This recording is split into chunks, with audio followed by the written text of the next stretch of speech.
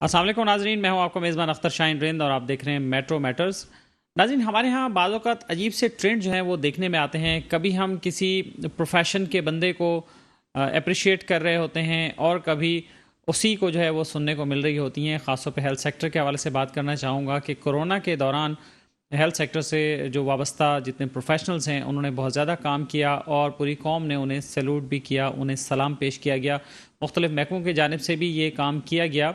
लेकिन उसमें बाज़ औक़ात ऐसे वाक़यात देखने में आते हैं कि जब सेहत कारकुनान की ख़ास तौर पे जो मसीहा हैं, जो डॉक्टर्स हैं, उनकी बेइज़्ज़ती की जाती है, उन्हें मारपीट की जाती है, उन्हें तशद्दुद का निशाना बनाया जाता है।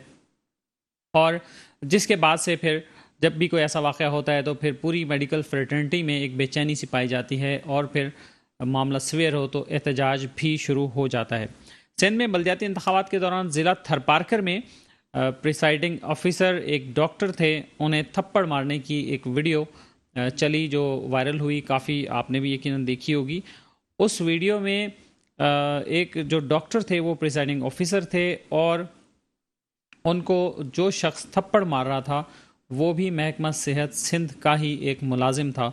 और हम आज इसी पर बात करेंगे कि ये वाक़या जो पेश आया इसमें जिस शख्स ने थप्पड़ मारा उसका बैकग्राउंड क्या है, वो कौन है और वो कितना बाअसर है कि इससे पहले भी इस तरह का वाक़या हुआ कि वो इलेक्शन कवानीन की ख़िलाफ़ वर्जी करता है लेकिन उसके ख़िलाफ़ कोई एक्शन नहीं होता और फिर उसके बाद ये वाक़या पेश आ जाता है। ये वाक़या इस्लाम कोर्ट में पेश आया था, डिस्ट्रिक्ट थरपारकर का इलाका है और ग़ुलाम मोहम्मद जुनेजो महकमा सेहत का एक मुलाजिम है और उसने प्रिजाइडिंग अफसर डॉक्टर घनश्याम दास को थप्पड़ मारा था। और ये वीडियो जब सामने आई तो इस बात का पता चला, वरना शायद इस बात का पता किसी को ना चलता, क्योंकि जो खुददार इंसान होता है वो अपनी इज़्ज़त की खातिर इस तरह के मामलात को किसी से डिस्कस नहीं करता है। इसी हवाले से हम बात करेंगे। हमें टेलीफोन लाइन पर ज्वाइन किया है जनाब डॉक्टर मोहम्मद ज़मान बलोच साहब ने, जो कि जनरल सेक्रेटरी हैं पाकिस्तान मेडिकल एसोसिएशन के। और मैं आपको यहाँ ये बात भी बता दूँ कि पाकिस्तान मेडिकल एसोसिएशन की तरफ से इस वाक़े पर बाकायदा मजम्मत की गई और इस पर एक इलेक्शन कमीशन को ख़त भी लिखा गया था। डॉक्टर ज़मान साहब अस्सलाम वालेकुम। वालेकुम सलाम जनाब। डॉक्टर ज़मान साहब बताएंगे ज़रा तफसील के आप तक ये इतला कैसे पहुंची थी और उसके बाद पीएमए ने उस पर क्या एक्शन लिया था? जी बिस्मिल्लाहिर्रहमानिर्रहीम। भाई साहब, मुझे जो तकरीबन फ़ौरन ही इतला पहुंच गई थी उसी दिन जो है शाम के टाइम पे, और वीडियो भी वायरल हो गई थी। लेकिन देखें, बदकिस्मती हमारी ये है कि आप खुद सोचें कि जो डॉक्टर साहब हमारे जो होते हैं उनकी क्या तालीम होती है, क्या उनकी मेहनत होती है, क्या उनकी मशक्क़त होती है। 5 साल बिल्कुल वो एक होकर वो पढ़ते हैं, अपना ज़िंदगी दांव पे लगाते हैं। उसके बाद अगर आप देखें कि इस पूरे सिंध में और ख़ास तौर पे इंटीरियर सिंध में जो हालात हैं सेहत के हिसाब से, वो आपके सब के सामने हैं। उसके ऊपर सोने पे सुहागा थर में जहाँ पीने का पानी नहीं है, थर में जहाँ अदालत नहीं है, थर में कोई स्कूल नहीं है, कोई डॉक्टर जाना नहीं चाहता। जहाँ हमारे वहाँ मसीहा जाते हैं तो आपने खुद देखा कि वो उनके साथ क्या हाल किया। हम समझते हैं कि ये बिल्कुल बेईमाना तरीकाकार है। एक आम आदमी, एक जो मैट्रिक पास है, वो और बैठकर जो है उसको डॉक्टर को इस जो क्रीम है मसीहा है और उसको तजलील करता है, ह्यूमिलेट करता है। न सिर्फ ह्यूमिलेट करता है बल्कि इससे तशद्दुद भी करता है। तो ये चीज़ें जो है ना बड़ी दुखाई हैं। और मैं as a Pakistan medical association Sindh के जनरल सेक्रेटरी के हिसाब से बिल्कुल पुरजोर मजम्मत भी करता हूँ कि इस तरह से वाक़ात नहीं होने चाहिए, क्योंकि इस तरह से हमारी कम्युनिटी में जो है वो पूरा इंतशार फैल जाएगा और उस लोगों में जो है वो इनका एक दिल टूट जाएगा। दूसरा इम्पोर्टेंट जो मैं हुकूमत को तवज्जो दिलाना चाहता हूँ, देखें, आप एक तरफ तो कहते हैं कि थर में डॉक्टर्स नहीं है, आप एक तरफ कहते हैं कि थर में कोई वो नहीं है, जो बिल्कुल नहीं है। तो एक ऐसा पेशा जिसके हमें अशद ज़रूरत है, डॉक्टर्स को इस अशद ज़रूरत है, शॉर्टेज के बावजूद भी उसको उठाकर आपने प्रिजाइडिंग ऑफिसर कर दिया। ये देखें, ब्यूरोक्रेसी की ये हालत है। आप ये समझें कि जब आपने जिस प्रोसेस में आप गुजरे होंगे इलेक्शन कमीशन के या प्रिजाइडिंग ऑफिसर, ये एक दिन का मसला नहीं होता है, ये पूरा एक हफ्ता जो है वो मुसलसल प्रोसेस चलता है। आज ट्रेनिंग पे जाना है, आज उस पर जाना है, आज बैलेट पेपर उठाना है, आज वहाँ पैदल चलना है, ऊँटों पे चलना है, गाड़ियों पे चलना है। उसके बाद फिर इलेक्शन खत्म हो जाए, फिर नेक्स्ट डे पे भी जो है होता है। आप ये बताएं कि एक तो ये है कि हमारी कौम ने हम क्या कसूर किया है कि जिस प्रोफेशन के जिसको उसको रिलीफ देना चाहिए, डॉक्टर्स को उनके इलाज नॉलेज के लिए होना चाहिए, उसको आपने लगा दिया उसमें के क्लर्क वाले काम में, और उसमें भी वो इतनी तजलील, इतना जुल्म, इतना वो। आप ये समझें कि अगर आप दूसरे डिपार्टमेंट में आप देखें, डॉक्टर्स जो नॉन एसेंशियल सर्विसेज हैं बहुत सारे हैं, रोड्स हैं, हाईवेज हैं, इसके अलावा और बहुत सारे टीचिंग में आप उनको लगा दें, एसेंशियल सर्विसेज वाले को लगाते तो मैं समझता हूँ कि बड़ी ज्यादती है, और हम इसके लिए पुरजोर मजम्मत करते हैं। हम इसके अलावा ये भी चाहते हैं कि हमारे डॉक्टर साहबान को सबको प्रोटेक्शन दिया जाए हर जगह, और आइंदा मेहरबानी करें ये एसेंशियल सर्विसेज वाले इस चक्करों में आप नहीं डालें डॉक्टर को, ताकि हमारी कौम जो है वो रुसवा न हो। डॉक्टर जमान साहब, जो शख्स है गुलाम मोहम्मद जुनेजो साहब जिनका नाम आ रहा है, उनके बारे में आपको और ज्यादा इंफॉर्मेशन है? आपके पास कुछ मालूमात है? देखें शाहीन साहब, देखें बात मैं आपको बता दूं, देखें मैं जिस इदारे से ताल्लुक रखता हूं, जिस प्रोफेशन से ताल्लुक रखता हूं, हमें किसी से पर्सनल किसी से कोई लेना देना नहीं है। मैं आप समझो कि गुलाम मोहम्मद साहब जो भी हैं, आप जो नाम ले रहे हैं उसको नहीं जानता हूँ, लेकिन इतना तो जरूर है कि हमने उसको जिस तरह से जो ह्यूमिलेट और गालियां देते देखा है, इतना जरूर है इसको चांटा मारते या उसको जो तशद्दुद करते देखा। क्या वो इंसान है? क्या उसने डॉक्टर साहब ने का सिर्फ यही कसूर था कि उन्होंने जो है ना अपनी जो मसरूफियात के अलावा गवर्नमेंट को अगर नहीं करता है तो वो मर जाता। तो ये कोई हम पर्सनल नहीं है, लेकिन हम चाहते हैं कि अगर कोई इस तरह से कोई वायलेशन होती है, कोई भी हो, मेरी जगह पे कोई भी बंदा हो, उसको कैफर किरदार तक पहुंचाना चाहिए, उसको सख्त सजा देना चाहिए। ये हल नहीं है कि डायरेक्टर जनरल साहब जो है एक ऑर्डर निकाल देते हैं कि भाई ये फिलहाल जो है सस्पेंडेड, और वो रिपोर्ट टू डीजी हेल्थ और तनख्वाह लेता रहेगा। उसको क्या हुआ? कुछ नहीं होगा। तनख्वाह 4-5 दिन के बाद डॉक्टर साहब भूल जाएंगे, और बेचारा वो शरीफ आदमी जो डॉक्टर साहब जो जहां उसको रहना है, मरना है, उठना बैठना, उसके बाद आके बैठ जाएंगे डॉक्टर साहब आप सुलह कर दो। तो ये चीजें जो है काबिल कबूल नहीं है। बिल्कुल इस तरह से कोई वो नहीं होता है कि आप जिसको उठा के एक बंदा, मैं तो नहीं कह रहा हूँ लेकिन सारी दुनिया कह रहा है कि पियोन हुआ, उसके बाद फिर एकदम जो है ना उन्होंने करके उसके बाद असिस्टेंट अकाउंटेंट ऑफिसर हो गया। और मैंने जहां तक भी सुना है, मैं आपको बता, हमारे पास वो मालूमात हैं, हम नाज़रीन को अभी बताने वाले हैं थोड़ी देर में। हाँ, जहां तक भी सुना है कि DHO की जो है वो पोस्टिंग और अकाउंटेंट ऑफिसर साहब कराते हैं ताकि वो ऊपर तक माल सप्लाई कर सके। तो ये तो बहुत जुल्म है। ये हमारे हम पाकिस्तान मेडिकल एसोसिएशन सिंध इस हरगिज़ ये बर्दाश्त नहीं करेगी कि हेल्थ डिपार्टमेंट पहले से तबाह है, पहले से बर्बाद है। एक और आपको मैं इंटरेस्टिंग बात बताऊं आपके चैनल के थ्रू, मुझे बहुत सारे मेरे दोस्तों ने फोन किया है जो PMA के सरपारकार के। हद तो ये है कि प्राइमरी हेल्थ जो PPHI के जो हेल्थ सेंटर है उसको उन्होंने जो है वो इलेक्शन कमीशन का वो कर दिया है, वो पोलिंग स्टेशन कर दिया है। अब आप यकीन मानेंगे, एक तरफ डिलीवरी हो रही है और एक तरफ वोटिंग हो रही है। यानी अच्छा। किस किस्म का मजाक है कि आपको कोई और जगह कोई नहीं मिला, आपको कोई खैमा नहीं मिला, आपको कोई और जगह नहीं, आपने PPHI को देख के और उसमें पोलिंग स्टेशन कायम कर दिए। इसकी भी हम मजम्मत करते हैं। हम समझते हैं जितनी भी इरेगुलरिटीज हैं, जितनी खुदारा आप उसको ठीक करें, गवर्नमेंट ठीक करे।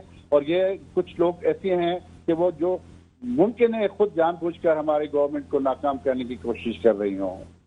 डॉक्टर साहब, एक बात बस आखिरी बात आपसे ये पूछना चाहूँगा कि मुख्तलिफ किस्म के मसाइल होते हैं अंदरूनी सिंध में। कभी हम देखते हैं कि डाकू राज आ जाता है, कभी डाकू घुसाते हैं, कभी अगवा के वाक़यात शुरू हो जाते हैं, और कभी इस तरह के लोग भी माफिया के रूप में सामने आ जाते हैं। तो ये डॉक्टर्स कम्युनिटी को ख़ासतौर पे और हेल्थ केयर प्रोफेशनल्स को वैसे ही और किस तरह के चैलेंजेस का सामना है वहाँ पे ड्यूटीज़ करना।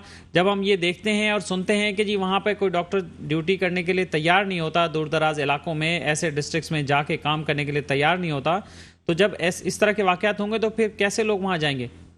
बिल्कुल यही शाहीन साहब, मैं आपसे बिल्कुल एग्री करता हूँ कि देखें, एक तो पहले तो ये है कि वहाँ कोई मतलब लाइट नहीं है, वहाँ पे पानी नहीं है, पीने के लिए नहीं है, बच्चे उनके जो है ना वो स्कूल से नामहरूम है।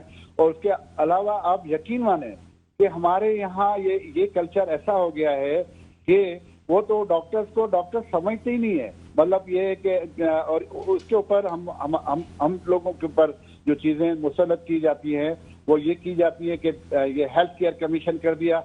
अब हेल्थ केयर कमीशन के लिए मैं आपको बता दूं, हम नहीं बनवाया था, हमने कहा था कि इसको इम्प्रूवमेंट हो, लेकिन अनफॉर्चुनेटली जो हेल्थ केयर ये करती, जितने भी अताई डॉक्टर्स हैं, जितने भी क्विक हैं, जितने भी जो जिनके पास कोई डॉक्टर एमबीबीएस नहीं है, वो सारे रजिस्टर हो गए और अपने आप को लिखते हैं कि registered with health care commission. और हमारे डॉक्टर साहबान पे जो है ना वो पेनल्टी हो रही है, हमारे डॉक्टर्स का सर्टिफिकेट सस्पेंड हो रहा है, हमारे डॉक्टर्स की जो है वो एक जो डॉक्टर एमबीबीएस करता है, एक जो डॉक्टर एफसीबीएस करता है, अगर आप, अब मैं समझता हूँ आपके फैमिली में सब होंगे कितनी मेहनत करते हैं, कितने वो आप एक लम्हे में आके एक ही किसी शिकायत में कर देंगे इसका जो सर्टिफिकेट जो है सस्पेंड है और वो जो कैन नॉट प्रैक्टिस। तो चीजें जो है वो बजाय ठीक करने के ये सारी चीजें पड़ रही हैं और हमारा जो है इस तरह से लोग जो है, और यही सबब है। देखें हमारे जो अच्छे करीम लोग जो है, मैं खुद भी यहाँ इस डर के मारे, डाकुओं के राज के मारे में, इसके बारे में मैं खुद भी पाकिस्तान मुझे छोड़ना पड़ा अनफॉर्चुनेटली और सऊदी अरब में रहा। तो अच्छा। फिर ये ड्रेन होता जाएगा। हम क्यों हमारे डॉक्टर जो है, कनाडा में हमारे डॉक्टर अच्छे क्यों है, अमेरिका में हमारे डॉक्टर अच्छे क्यों हैं, यूके में डॉक्टर अच्छे क्यों हैं? इसलिए अच्छे ये हैं कि वहाँ उनको हिम्मत अफजाई होती है, उनको चांस दिया जाता है। यहाँ हमें जो है धकेला दिया जाता है, हमारे इस ऐसे मसाइल में डाला जाता है कि हम उससे निकले ही नहीं।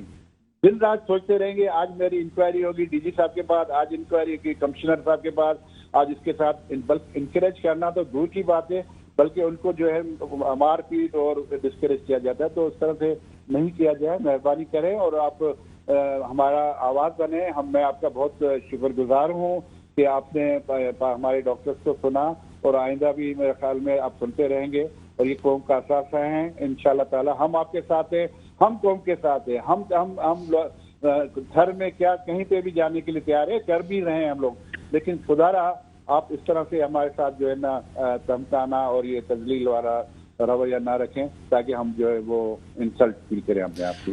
डॉक्टर जमान बलोच साहब, बिल्कुल ऐसा ही है और मैं आपको श्योर करा सकता हूं कि मेट्रो वन टीवी हमेशा से हेल्थ केयर प्रोफेशनल्स की और तमाम ऐसे तबकात की आवाज़ बनता रहा है और आगे भी बनता रहेगा और इस तरह के इश्यूज़ पे हम बात करते रहेंगे। बहुत शुक्रिया आपका, आपने टेलीफोन लाइन पर हमें ज्वाइन किया।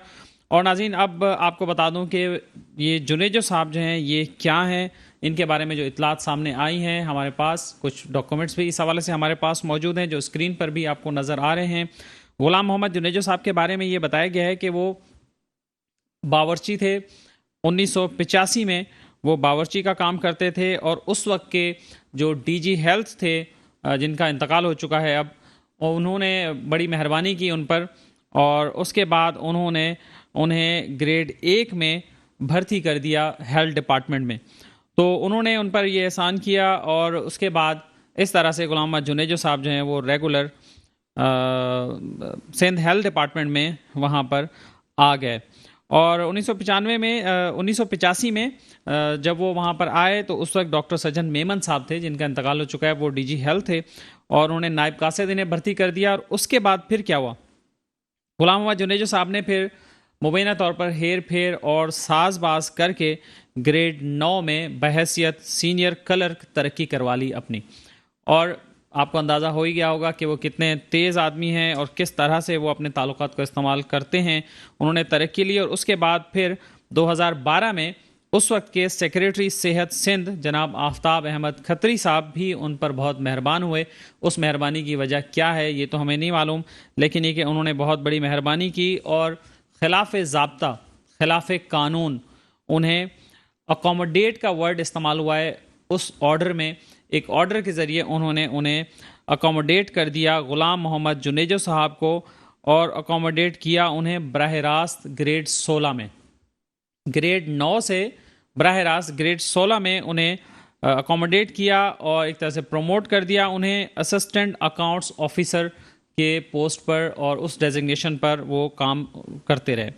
उन्होंने जब काम शुरू किया तो फिर उनकी सैलरी ड्रॉ करने का मसला आया और उस वक्त वहाँ पे वो पोस्ट अवेलेबल नहीं थी, तो फिर उनकी सैलरी जो है बहैसियत नर्स के, वहाँ पर स्टाफ नर्स की एक पोस्ट वैकेंट थी, उसके बिहाफ पे वो वहाँ सैलरी विदड्रॉ करते रहे। तो आप देखें ये तो एक एग्जाम्पल है महकमा सेहत सिंध में लेकिन इस तरह की दर्जनों एग्जाम्पल्स आपको मिलेंगी। वैसे कहने में तो ऑफिशियल सारे कहते हैं कि हम सब हाजी साहिबान हैं, हम तो हज करके आए हैं, हम तो उम्रे करके आए हैं और हम तो बड़े दीनदार और ईमानदार लोग हैं और हम तो कोई ऐसा काम नहीं करते। लेकिन जब पेपर सामने आता है तो वो फिर बोलता है और उसमें सब चीज़ें खुलकर सामने आ जाती हैं। और गुलाम मोहम्मद जुनेजो साहब के बारे में ये भी बताया गया है कि 2018 के इलेक्शन में भी उन्होंने इलेक्शन कवानीन की खिलाफ वर्जी की थी। उस पर उस वक्त डिप्टी कमिश्नर ने उनके खिलाफ कार्रवाई के लिए महकमा सेहत को कहा था, लेकिन उनके खिलाफ कार्रवाई देखने में नहीं आ सकी। इस हवाले से हम मजीद बात करेंगे। हमें टेलीफोन लाइन पर ज्वाइन किया है डॉक्टर महबूब नोनारी साहब ने, जो कि जनरल सेक्रेटरी हैं यंग डॉक्टर एसोसिएशन सिंध के। अस्सलाम वालेकुम डॉक्टर महबूब साहब। वालेकुम सलाम। शायद कैसे हैं आप? ठीक हैं, आपका शुक्रिया था जो आप हमेशा हमारे जो यंग डॉक्टर्स जो पेरिफेरीज में काम कर रहे हैं या डिस्ट्रिक्ट हेडक्वार्टर में काम करते हैं, आपने हमेशा आवाज उठाया है। बहुत शुक्रिया आपका। क्या कहेंगे डॉक्टर महबूब साहब इस वाक़े पर पर्टिकुलरली? इस वाक़े पे हमें यंग डॉक्टर एसोसिएशन तमाम जो इंसानियत के लिए एक बड़ा एक शर्मगुजार जो एक वो जो वाक़या हुआ है, हमें बड़ा दुख का इज़हार करना पड़ता है। जो एक क्लियरली एक चीजें जो मीडिया पे आ चुकी हैं, वीडियोस चल रही हैं, फिर भी हमारी स्टेट है, हमारी जो अदलिया है, हमारी जो डीसी और पुलिस है और स्पेशली जो चेयरमैन बिलावल भुट्टो जरदारी जो वोटर है, इनकी जहाँ वोटिंग हो रही है वहां उनके लोग किसी तरह रुस्वा किए जा रहे हैं। जहाँ उनके जो वडेरे जागीरदार हैं जो उनकी बैठकों में बैठ के जो अयाशियां करते हैं, जो हमारे जो पढ़े लिखे डॉक्टर जो इतना आगे पढ़ के आते हैं और पेरिफेरीज में काम कर रहे हैं, चले वो तो आप क्रीम की आप इज्जत नहीं करते। अब बात आती है अदारों पे। एक फर्स्ट क्लास मजिस्ट्रेट के पावर जो आप उसको प्रिजाइडिंग ऑफिसर इलेक्शन कमीशन ने जिसको अपॉइंट किया है, वो एक खुलेआम पुलिस और अवाम के सामने एक वहां का वडेरा उसको आगे चमार मारता है। मैं बोलता हूँ कि इन्होंने इतना अभी तक इन्होंने इतना एग्रेसिव स्टेप या एक्शन क्यों नहीं लिया? क्या सिर्फ सस्पेंशन से काम चलेगा या ये दो कमेटियां बना के पेपर कागजी कार्रवाई दिखा के हम डॉक्टरों को खुश किया जाएगा? इस तरह ये हम बिल्कुल डॉक्टरों की, हमारे हेल्थ वर्करों की तौहीन हम बर्दाश्त नहीं करेंगे।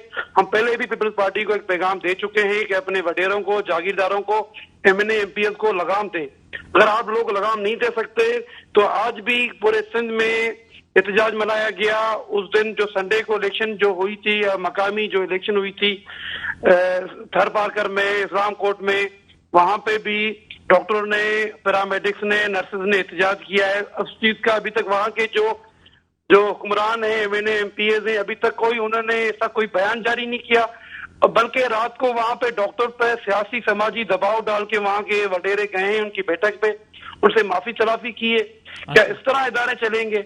मैं अदलिया से और इलेक्शन कमीशन से और चेयरमैन बिलावल भुट्टो से रिक्वेस्ट करता हूँ कि इस बंदे पे नजर रखें। तो ये तो एक चेहरा है जो अभी एक नजर आया। ये तमाम डिस्ट्रिक्ट हेडक्वार्टर में तमाम जो अकाउंट ऑफिसर्स हैं, इनकी मर्जी से डीएचओ एमएस अपॉइंट होते हैं, जो इदारों को चलाते हैं, जो डॉक्टरों से, वहां के डॉक्टरों से पैसे, मेडिसिन के करप्शन वगैरह सब में इन्वॉल्व है।